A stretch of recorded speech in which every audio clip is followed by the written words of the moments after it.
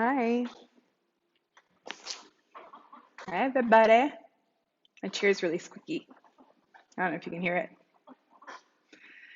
Um, Hi, it's good to see you virtually, even though I can't see you. I know that you're there. I imagine Amy is special, just waving and saying hello.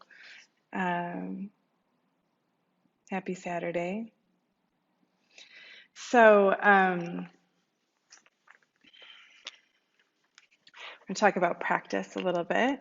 I'm I'm going to take some time off teaching for a moment um, to work on getting my shit together.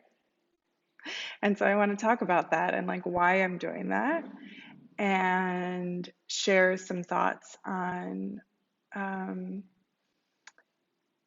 on how maybe you can incorporate some of these tools into your life over the next few weeks, months. So, I think for a while now, I don't know, we're in like July, end of July. I think for a while,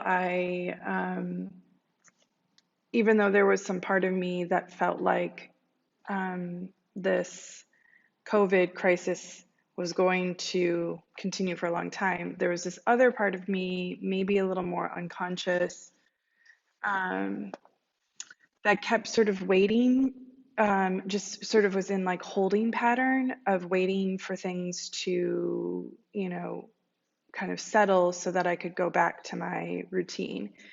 And um, And I use my routine previous to this as part of my own self-care practice. So my yoga practice, my meditation practice, um, my self-study, therapy, all of those things. And kind of as everything kind of like washed away in the beginning of this all, there was a sense of just sort of like, okay, I'll just kind of hustle and, at some point I'll be able to just kind of stick back in these old ways of doing things. And what I've sort of fully come to realize, and I don't even think maybe fully isn't even the right word, as I recognize that I need actually more space and time to fully realize it. Um, but that what is dawning on me right now is this that we're not in anywhere near the same territory that we were. And the reality is that we may not go back to the same kinds of routines that we had before. And who knows what the fall is going to look like and winter. And so there's a real need to kind of come up with a new way of existing and a new way of being and a new way of caring for ourselves. Um, and to remove for myself, like removing the shame and removing the guilt around not being able to keep up with the same kinds of care, the same kinds of practices, the same kinds of um, efforting that I was able to do prior to this. There's a lot of shame and guilt around like what I should and shouldn't be doing and how much I should be doing, etc. And so releasing that and then thinking about it in sense of, okay, if there were certain tools and disciplines and techniques that I used in order um, to stay connected to myself in the past, yet we're in a totally different landscape right now, I need to reassess those tools and really filter through them to figure out what is working and what isn't working. So for me, that requires time. But these are some of the things that I'm going to be working with and practicing with um, over the next few weeks for myself. So the question, and you should get out a notebook, or you obviously this will be on the platform later, so you can always write it down later or come back to it. Um, but if you have a piece of paper, it might be nice to write it down. But like I said, you can come back to it later. The question that I'm asking is, how do I redirect myself home? And I keep thinking about, when you use like your GPS on your phone or whatever, and you decide to turn down a different corner, or you go down a different street or whatever, and it kind of says like rerouting, and it then points you back to where you want to be going. Um, it's like, how do we find that internal sense of intuition and ability to reroute ourselves back into connection with ourselves in this moment, in the present time, with exactly what's happening right now? And it is in every facet of our lives. So taking into to account that hugeness, really, of that vastness of that. So how do I redirect myself back home? How do I redirect myself, reroute myself back into connection? What tools do I use? So that's the question, right? And what does that even mean, right? Do you know what it means to you? Not to me, but to you. What does it mean to be home with yourself in connection? So here's here's the next questions. How does it feel when you are at home? Right? I'm not talking about a house or like a building. I'm talking about in your own body. There's that cliche of we are not bodies having, or people having spiritual experiences. We are spirit having an embodied experience. So how do I bring myself back into that connection of home, of that spirit that's within us? So what does it feel like when you are connected? When you feel restful, nourished, grounded within yourself? It doesn't mean that you don't have an emotional feeling about what's happening in the world, what's going on in your own life, any upsets that are or joy, right? But being home and connected, what does that feel like to you? And then coupled with that, what are the behaviors that you have when you are connected? What behaviors do you do in your life when you feel connected to yourself? How do you behave? What kind of activities do you do? How do you speak? How do you think mentally inside your head? What do you say to yourself? Who do you listen to? What kinds of people are you surrounded by when you feel connected to yourself? And then what does it feel like when you're disconnected? What does it feel like in your body physically? What does it feel like? And making a list, right? It's one thing to be like, kind of conceptualize it inside our mental selves, but to actually get it out of you and to write it down on a list, to sort of see those words. This is what it actually feels like in my body when I'm disconnected. I feel jittery. I feel like itchy. I feel like static, like right, like out, pulsating out of me. It's that feeling of like I can't, I'm crawling out of my skin kind of feeling. So making a list of those things so that when those feelings happen to you, they're flags on the field. They're like little bleeps on the radar that say like, boop, you have exited your body. You have exited connection to yourself and to your home, to this place in which we find the wellspring of nourishment that is limitless, right? This healing potency within us that is able to have, that has infinite capacity to um, to understand, to be empathetic, to be compassionate, to be knowledgeable, to be wise, to be in relationship with. That aspect within us is what we are looking to connect to. And then what behaviors do you do when you are disconnected? Okay. So what behaviors happen? Like what kinds of things do you start to do? Do you, I know myself, like lots of social media scrolling, oh, comparative mind, comparing one thing to another, being judgmental, irritation and crabbiness is a huge one. So when I feel disconnected, I'm really, really, really crabby. I just ask my family. um, so writing those things down, noting those things, the behaviors, things that you may say or things that you tend to do. Um, and then this is the last piece, the last questions, are what are the practices that pre-COVID, right, like pre-March, um, February 2020 and before helped you to be connected to yourself? What kinds of practices, what kinds of activities helped you? And to write a list of all of those activities, all of those practices, right? Going into nature, practicing yoga, meditation, seeing a therapist, getting body work, connecting with friends, taking a hot bath. These are all things that I like, but I'm sure that you have many other lists of things in yours. So writing them all down, right? And then we add a filter onto that list. And that filter is, what of these things are still realistic?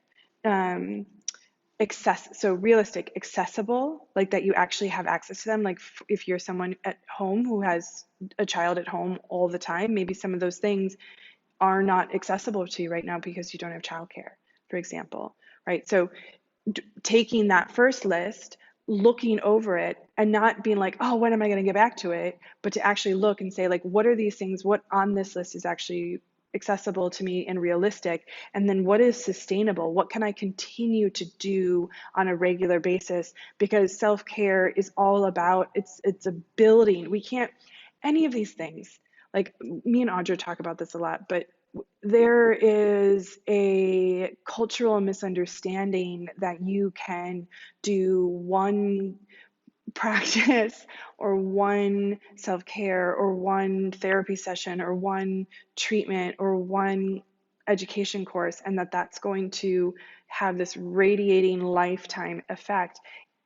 All healing, all connection work is compounded by a repetition and a sustaining, consistent, steady practice.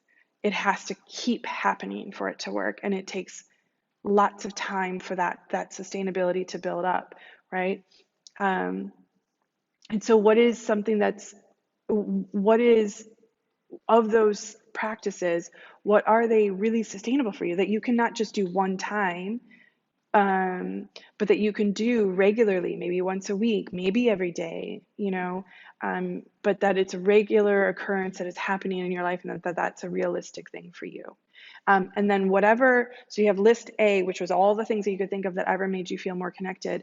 And then you apply the filter and you kind of cross off the things that are no longer not that they're not useful, they still are no longer accessible to you in this moment with what's happening for you in your personal scenario. And then take that smaller filtered list and put it down on your fridge, like write it down on a piece of paper and put a magnet on it or whatever you've got on your fridge, put it in your bathroom mirror, put it on your door before you walk out, and then most importantly, schedule it. So literally sit down with a calendar on your phone and start to plug in these things. Okay, on Monday, Wednesday, Friday, I'm going to take my yoga class. On, Thursdays, I am going to get up and meditate, or I'm going to go for a hike, or whatever it is. And so, because this moment, none of us have any idea how long it's going to last. And there are great challenges in this moment, and there are so many blessings in this moment. There's this mix of both and happening all the time with all the layers of all the things. And one of the things that we have is an opportunity to reform and shift the way in which we move in the world, both in our own little micro, like mini homes of our own individual bodies, our own individual families, but also, of course, as a collective in our families, in our communities, in our own cities, and ultimately with the great human collective of how do we become more connected to each other? How do we operate with more compassion and empathy? How do we accept what is? How do we accept each other, right? Okay, so that's my spiel. And I'm going to work on that over the next few weeks for myself and come back with some great ideas. And I hope to hear from you about what you're going to come up with. And I will pop on Instagram live after this and do this little spiel maybe again. And if any of you are around and you want to tell me your ideas, that would be great. And you can pop on there with me. Um, so in the spirit of reconnecting to our home, we are going to work on the body. And so you'll need a couple blankets and a couple blocks and maybe a bolster and a strap and whatnot. But you can also do all of this stuff with just some throw pillows and towels, pillows from your house or your bed. Okay, so we're going to start with shaking. I'm going to take my sweater off because I know I'm going to get warm. Move it over here. So if you haven't done shaking yet, ooh, it's so good. Just come to a standing space, the feet a little bit wider than hip distance, or at least in a way that feels comfortable and grounded for you. So shaking basically is what it sounds like. It's literally just shaking, but we're going to start together. So starting by connecting to our earth and our star line, can you feel into the bottoms of your feet? Yeah. Feel the inside, outside, front and back, pressing down into the earth.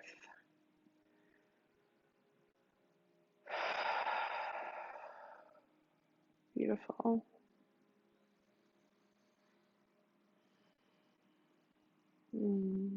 And as you feel into, like literally feel the bottoms of your feet, can you stay with the bottoms of your feet?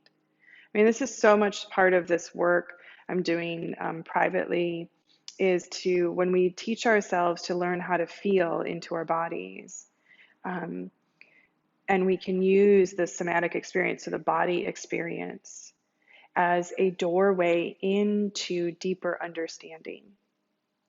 And it sounds like, what? But literally, if you can get the mind to just not take lead for a moment, your body is so fucking intelligent. And it shows you so much, it teaches you so much. It's so vast, right? It can lead us into insights that we, ways in which we are blocking our connection, blocking our ability to heal, right? Ways in which we're stagnant can be all of a sudden revealed and open and fully, thoroughly released and connected to that healing potency, right? Yoga, asana, what we're doing with our body posture work is part of that.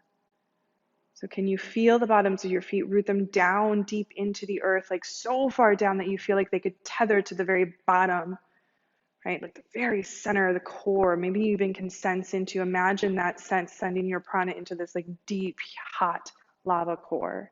Feel that weight, feel that strength rooting into the body, rooting down from the pelvis all the way down the line of the legs. And we keep that connection, and at the same time we draw this enduring energy up into the body, draw it up in and through center channel and all the way out through the crown of the head. Reaching to star line, I'm using my hands. You can if you want to, but you also don't have to. Can you experience the connection from the crown of the head all the way up? Imagine too that this shoots up to its highest point that you can sense into. Can you touch the ceiling? Can it move beyond your roof top? Can it go towards the clouds? Can it enter into the cosmos? Feel this dynamic relationship, you in your beautiful body, this vessel of connection between star and earth, right? This bridge between those two sources of power and intelligence and vastness.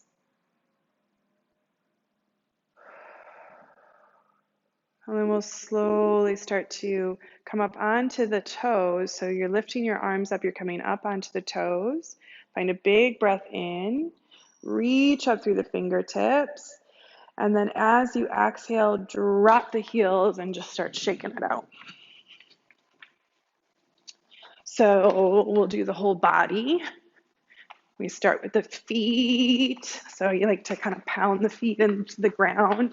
So it doesn't have to look like what I'm doing, but however you want to interpret pounding your feet into the ground. Letting the ankles move. Oh man, ankles. My ankles have just been this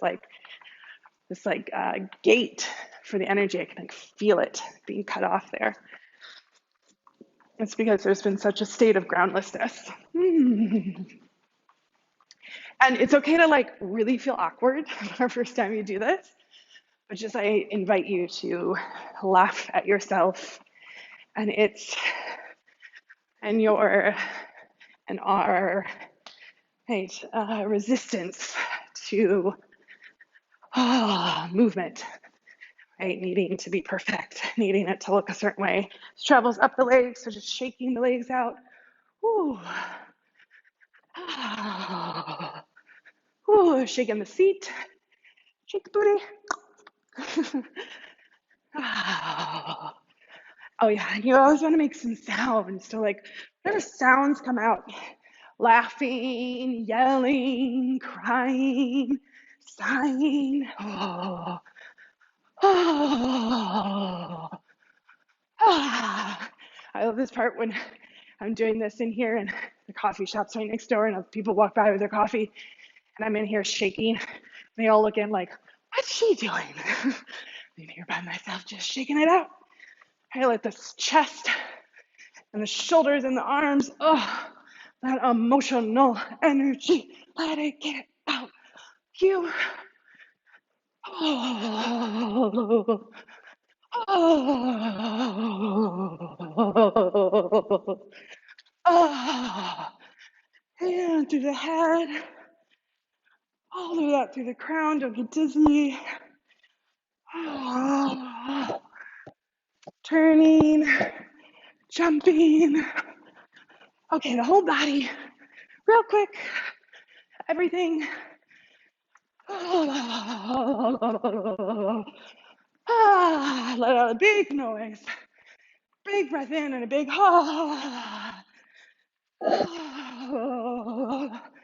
and then on 3, 2, 1. Land with the hands on the belly here. Feel that energy back into the earth.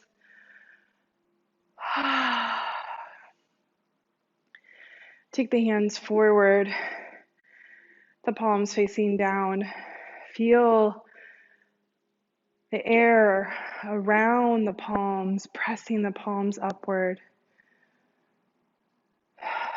Feel the space between the hands, opening the hands on out.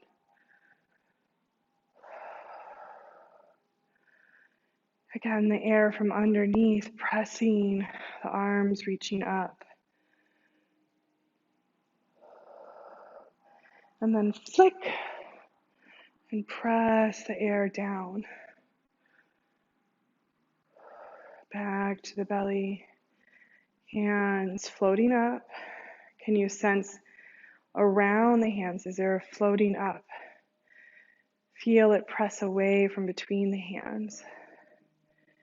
Here it can be both floating up from behind, from underneath, and a drawing together from the palms. And flick, open. Last one. Rising on up. Learning to feel this, learning to sense into the space that is around you, that is part of you, that is not limited by the skin of your body. And comes up, flick, and sweeps down. One hand rests on the heart, one hand on the belly.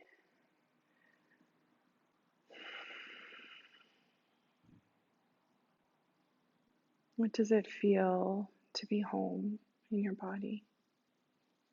How does it feel to be home in your body? What does it feel like?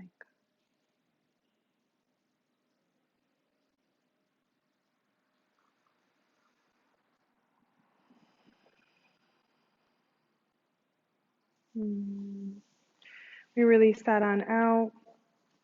So I'm going to set up with some blocks in the front because we're going to do like, I'm not going to call it a flow.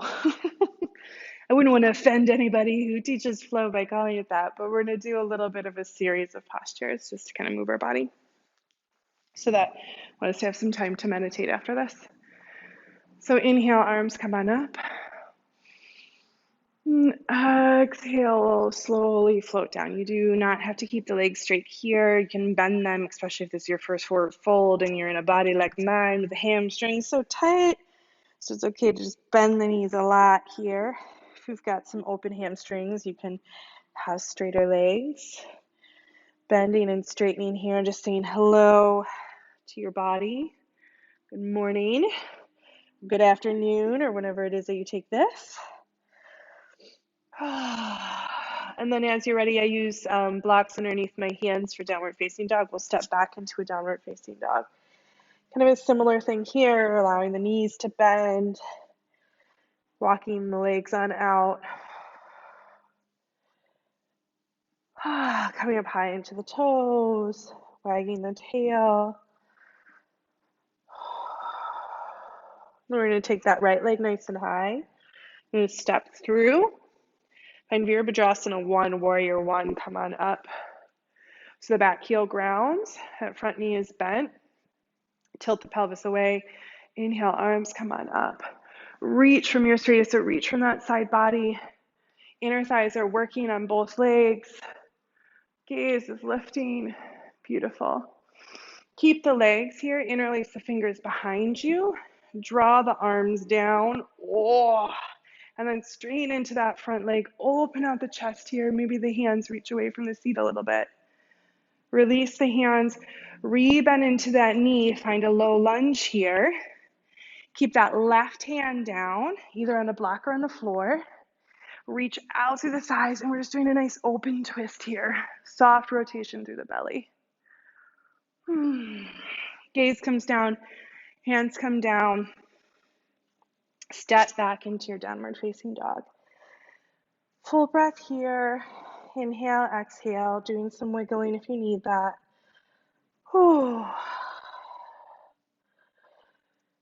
And then take that left leg nice and high. Step through. Right? Ground through that back heel.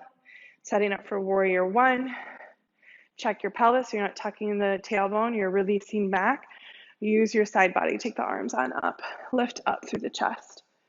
Just release the thighs away from each other. Beautiful. And then we interlace our fingers behind us. See if you can do the other finger on top. That's the hard part. Open on out. And straighten into the leg. Beautiful. Release. Bend into that front knee.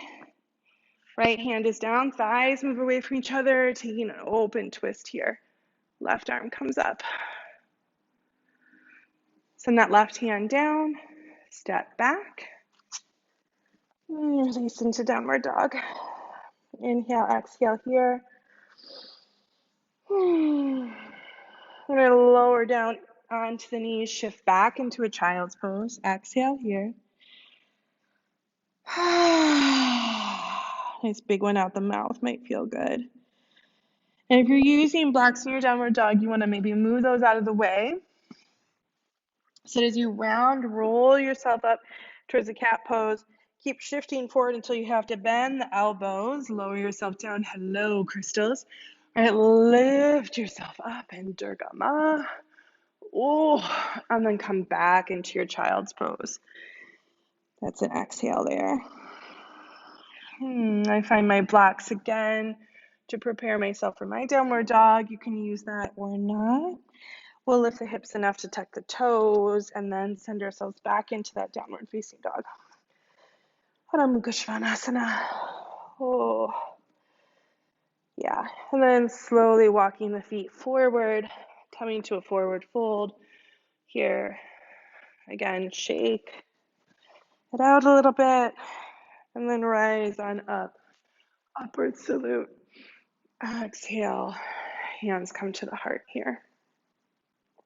Okay, so we'll do a couple of side opening shapes. I'm going to take my blocks, put one on either end so they're there for me as I'm ready. Take my feet wide, turn the left toes out, turn my right toes in, setting myself up, ha, I do have many parts. Setting myself up for um, Trikonasana. So here we want to shift the pelvis, right? I'm not coming in with the ribs. This is coming in with the ribs and my pelvis is stagnant. This is shifting the pelvis. My ribs naturally lean out when the pelvis goes because they're connected, right, via the spine. I'm going to have to sneeze. We'll see if it comes. There it was. Okay, so shifting through the pelvis from front to back. Then once my pelvis is shifted, then my spine starts to go. I'm rooting strong through my inner leg line. I land my hand down onto the block. Left hand's down. Right, pause here for a moment and reach out through the shoulder blade on that down arm. So through the left shoulder blade all across the top on the back side, right? So reaching down through the top of the shoulder blade into the hand. And then imagine that the collarbone could reach out on that top arm. So reaching from the collarbone across to the top arm. Coming into your Trikonasana. You soften your pelvis one more time. Ooh, maybe. And then we're going to take that top arm and sweep it overhead. Reach here through side body. Beautiful. Good job, you guys. And then we come on up. Feels good. Oh, man. I don't know about you. I know some of you guys are having this like amazing like yoga everyday experience. I'm like, can I do triangle pose? This is my like COVID question. Can I still do triangle pose? A little bit, yeah, I can. Right, so again, right, softening through its front hip and across to the back leg. Right, once my hips have shifted, then I reach down, find my block, right, or a floor, or a chair, or a coffee table. Reach out through inner thigh. So I take the inner thigh muscles, I draw them together at the inseam and then to the bone of my thigh bone and then down into the earth. Soften across the pelvis. And then the shoulder blade on the down arm, so on your right shoulder blade across the top edge of the shoulder blade, so like where your shoulder is, right? This like shoulder pad, like the top of the shoulder pad, back edge of the shoulder pad. Reach down from neck through to hand. And then on the collarbone across on the front side, from throat across the front of the collarbone. Beautiful. Releasing the pelvis. Another breath here. And then can we take our arm overhead? Reach. Use strong like you want to punch forward. It's like, oh, no justice, no peace, right? There we go. And then we come on up. That feels good. And then we're going to come into our Prasarada. So I'm going to take my blocks forward. We're going to start with an extended spine variation here. Lengthening out through the spine, take the gaze forward. Here, reach through inner thighs down into the earth. Feel into the back side of the seat, widen and soften the back side of the seat while melting the front hip creases. And then let that action, so this tilting of the pelvis, start to bring you down into the fold. Wherever that's going to be. Release the head here. Notice what happens when you shift the weight slightly forward towards the ball of the foot. Can you widen the pelvis, back side of the seat, soften through hip creases, maybe a little bit more.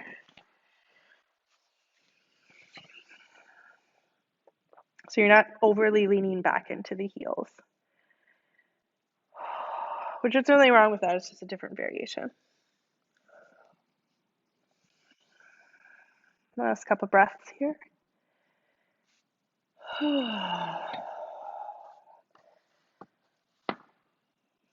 And coming on up. Toe heel the feet slightly closer together, bend into the knees, and then press yourself on up. Beautiful. We got to do a twist. Let's do some spicy revolved side angle. I know. No one really wants to do this pose. We're going to do it supported though. So if you have a strap, somebody's out there looking at me and I'm like, hi. You're going to use that. If you don't, just don't worry about it. You can also use a scarf and tie it up. But I'm going to get like a smallish size loop-ish, right? And where this is going to go is through my foot. So it's below my knee. Here's my knee. It's below the knee, right? And then when I put my right leg's forward, and I use a block, but it's above the elbow. So in my arm, right, which you can't quite see, right, it's above the elbow and below the knee, right? It's not at the elbow nook or below the elbow. It's above the elbow joint, but below the knee, right? Okay, and then I use my block here for support. My left arm's down, right leg's forward, reach out through inner thighs. Take that right hand, press it down onto the thigh, and then take your right hand and grab it in and use it to move some of that flesh out of the way. Yep, there we go. And then keep reaching out through the thighs. Deep within that front hip crease, can you soften and release? Rotate at the navel here. Gaze should start to turn behind. You can keep that right hand on the thigh or send it overhead. Reach fingertips, this right fingertips away from that back foot. Beautiful. Release this out. Lower that back knee down. Take the strap off the thigh or the leg. We're going to switch sides. So I'm going to put the strap through my left foot. And so it's below the knee and above the elbow. Right hand's on the block. Left foot is forward. Okay. Reach the inner thighs away from each other here. Yeah. Left hand's on top of that left thigh. Reach the hand in, move some of the flesh around to start with the rotation. Soften through that inner hip crease on the left side. Rotating at the navel, gaze is behind. Keeping the hand on the thigh or the hip, or sending it overhead. Reaching the two apart. Back foot and overhead arm, rotating at the navel. Release. Lower the back knee down. Release the strap here. Okay, a couple other things I want us to do. Yep, I think we got it. I think we're good. Okay, Anjanasana. So I'm going to have a blanket for underneath my knee. And then I'm going to have a block for underneath my foot. You can also do the shape without these props. This is kind of up to the ante a little bit. So my right foot will be on my block. You want the knee to come forward here, but not so much that the heel lifts up.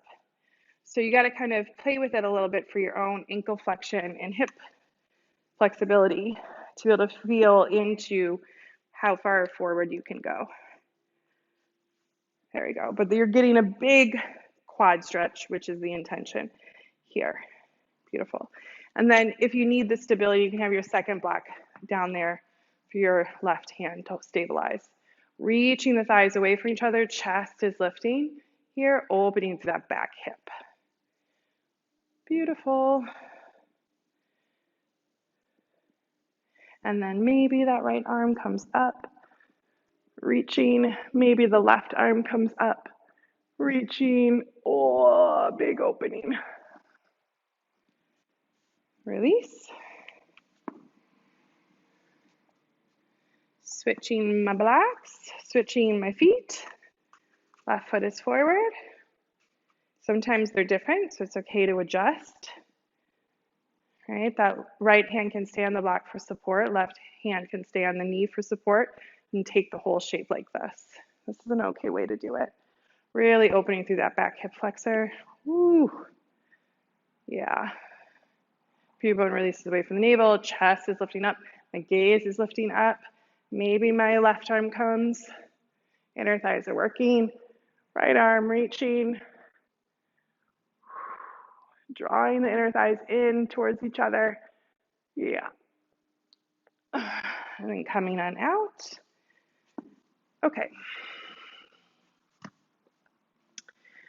We're going to take either a couple of these long fold blankets or towels stacked on top of each other, or a bolster here. I'm actually going to add a blanket on top of my bolster, give myself just a little extra height, and come work towards bow pose, Anjanasana. So my hands, the bolster blanket is the very bottom, like this edge that's closest to me, kind of is at maybe my belly button or a little bit higher. So my pelvis is able to still touch the ground. If it's below your belly button, probably it's lifting your pelvis up too much. This might be enough for some of us. Just being here with the hands in front, reaching through the inner leg line, lifting the heart. You can stay like that. Or we'll take one foot at a time, practice this variation. So reaching that right hand back, thumb down, press the foot away, pressing your left hand in, and then take a moment, turn the hand, push that heel into the seat, and you can let the left elbow lower down using the bolster as support. Lift up, slid a little bit, so I kind of adjust myself.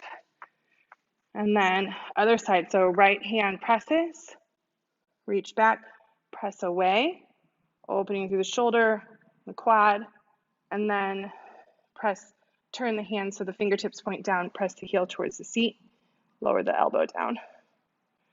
Okay, now we're going to try both. You can stick with just the one. I'm adjusting because I keep slipping a little bit. So if you just want to keep practicing with one foot at a time, you can do that. Otherwise, we're reaching back, finding the right, and then the left. Pressing the feet towards the hands, lifting up, reach out through the inner thighs, from pelvis to the knee, rolling the chest up, release pube bone away from the navel. And release that. Press back, find a child's pose, let the hands rest on your bolster blanket stack. Releasing the head here.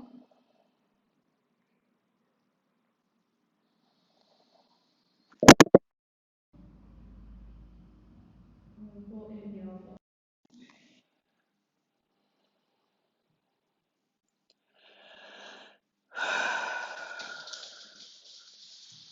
Okay, and we're coming on out of this. Make sure that my earbuds fell out. It's still connected. Yeah, good. Okay, I'm going to come down onto a seat here. And then I'm going to set up for a little bit of just a moment of seated practice and then a little meditation, then our Shavasana. So we're going to take Gomakasana, which is a great counter to that back bend. So I'm going to sit up on a blanket. I'm going to take the left knee underneath and the right leg on top. If you come in like this, and this is not accessible to you, you want to potentially start to lift up the knees. So with sitting on a blanket, I take another second blanket and I lift that bottom knee up and I put it on top. And that just gives me a little bit more space.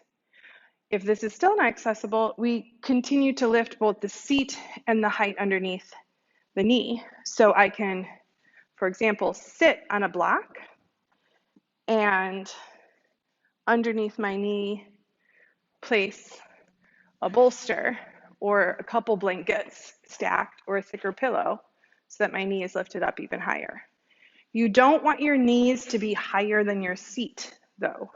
So the seat is always either level, the same as the knee height, or the seat is higher, but the knees should not be higher. Okay, so wherever you chose to decide to prop yourself, right, we're softening through the back side of the seat, widening here, and then you're releasing in through the front of the seat.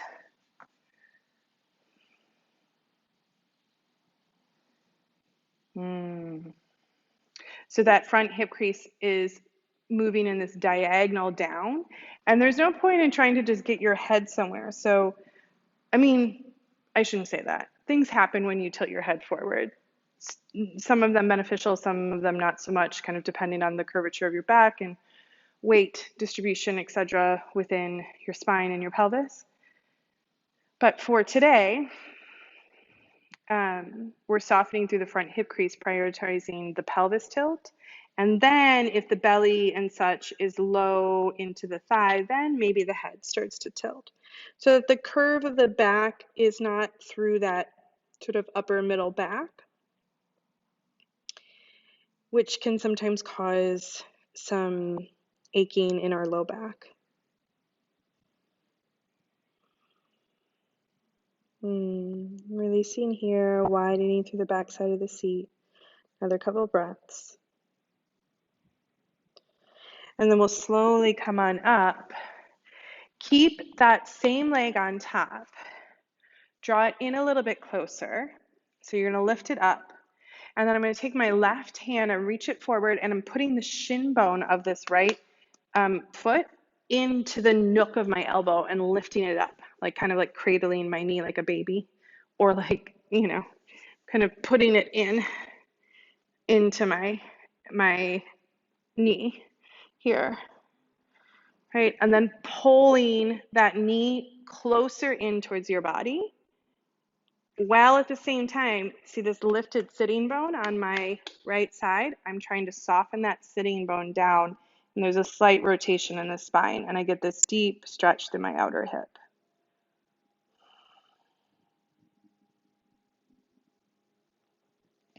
Release that foot down, and then let the whole twist come in. Twisting to the right. Gaze is behind. Release. We do Gomu on the other side. So right is underneath, left is on top. Again, prop yourself up in a way that's going to be supportive for this side. Ooh, my left hip. It sings to me. I know.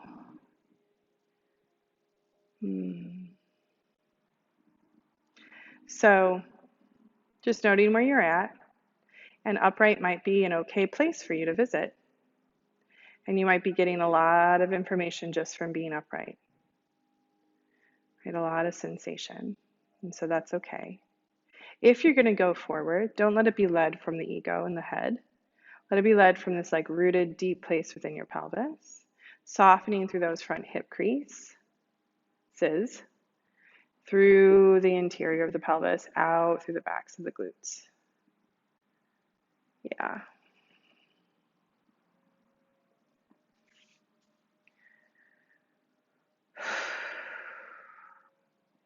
Yeah, deep breaths here.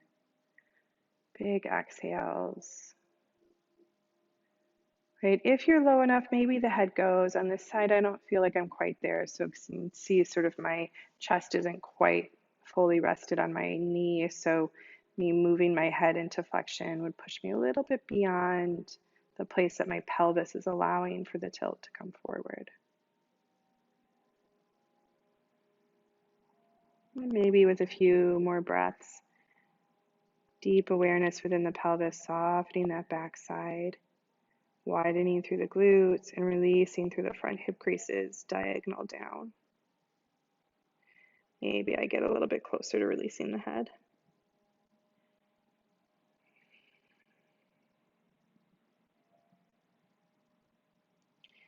Beautiful, and then slowly come on up. And we do The other side, so this is a stretch on the outer hip here. Your right hand comes forward. Ooh, can feel that on my side. So pulling the knee in nice and close. So you are slightly twisting, but you're not, it's not about the twist. It's more about, can I keep this thigh bone close to my body, release the sitting bone down to the earth, and experience a stretch sensation through that left outer hip. And then once I release that, I put my foot back down, come fully into the twist towards the left.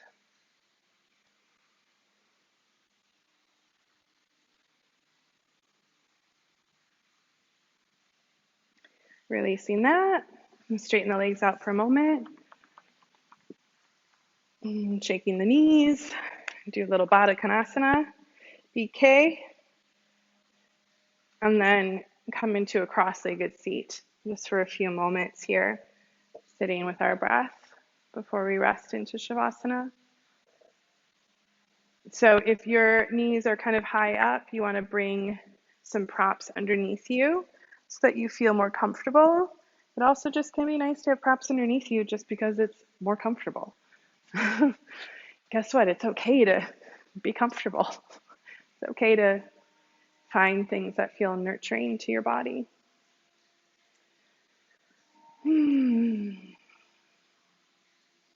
So once you're in your seat,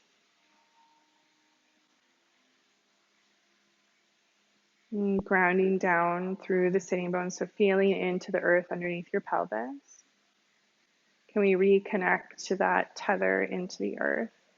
This time, instead of it moving through the feet, it moves through the base of the pelvis, down, down, down, deep within the red core of the earth.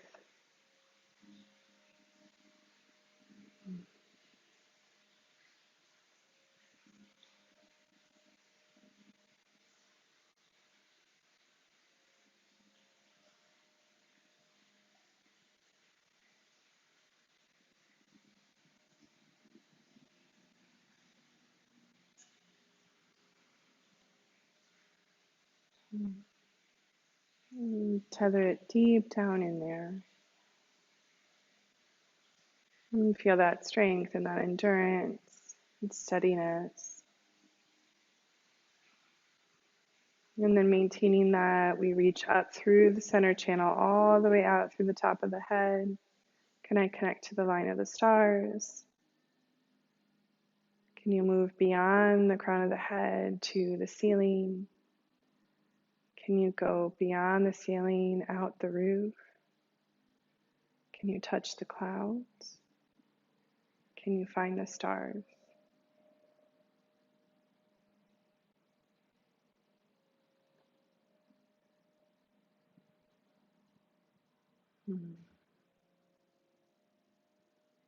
And feeling into you, this bridge, this balance between these two beautiful energies, this embodied form of spirit, this mixture of earth and star.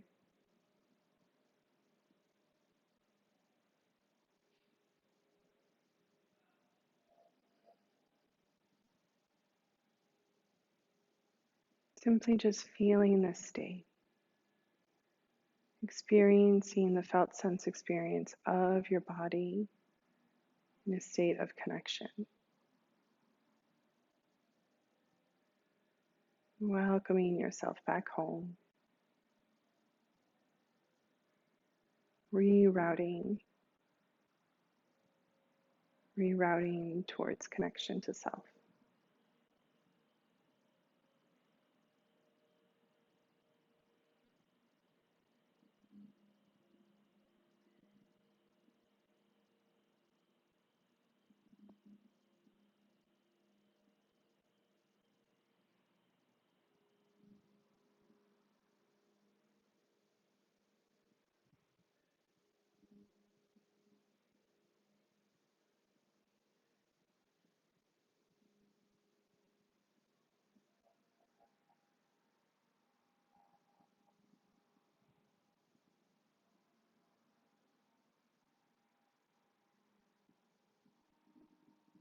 And so without rushing,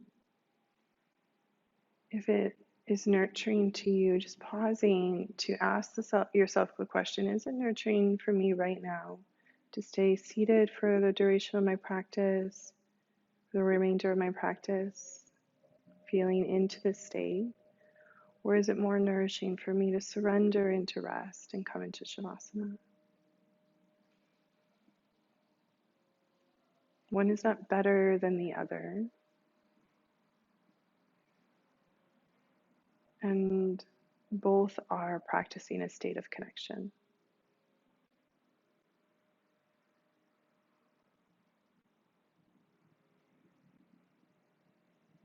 Whenever you're ready, if you are going to move into Shavasana, we'll start to make our way there. Staying seated, just continuing to stay in your seat. If you want to stay there just for another minute and then come down, or after the video is over, you can always practice your Shavasana on your own.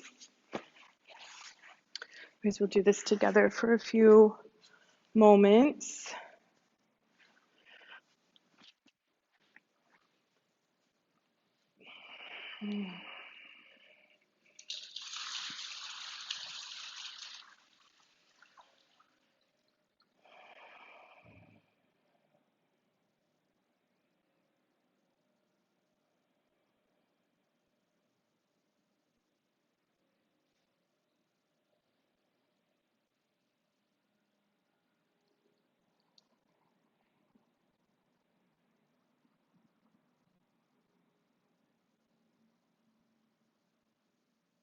And so surrendering over any efforting if you're in your Shavasana.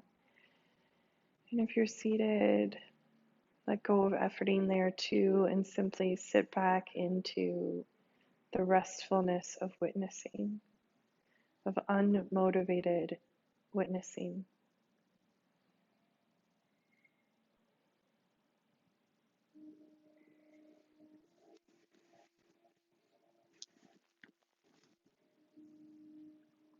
And you rest here together for a few moments in quiet.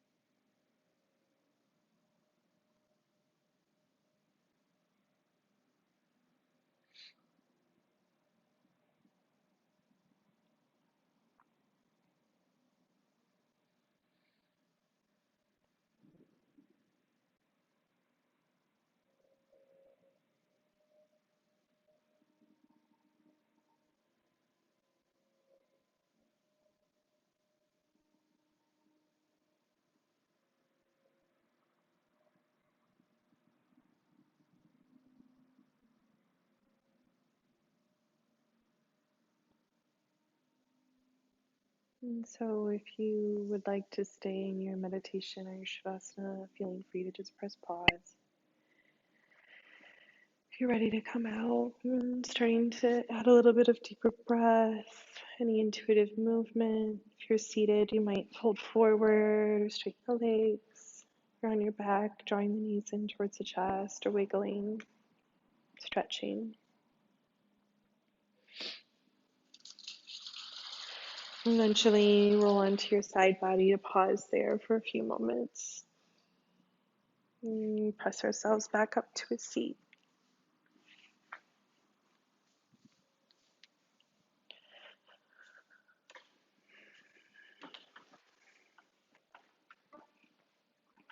Bring the hands to the heart, bow the head on in.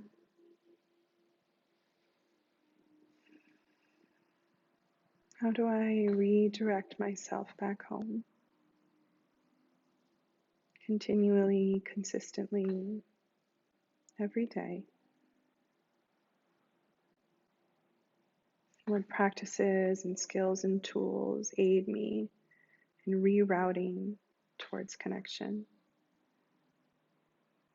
And what tools are no longer useful in this moment of time? I can set aside to focus on skills and the tools that do work, that do help me, guide me back home.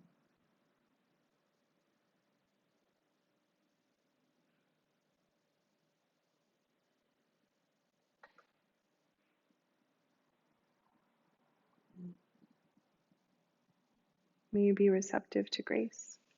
Namaste.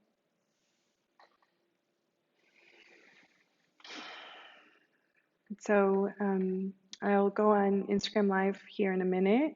And if you want to meet me there, just chat and say hi. I'm going to redo some of the talk from today and tell you about a little bit of the body work, emotional release therapy sessions that I'm doing.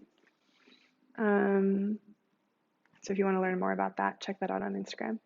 I'll see you in a minute. Love you so much. Thank you so much. And I will see you soon.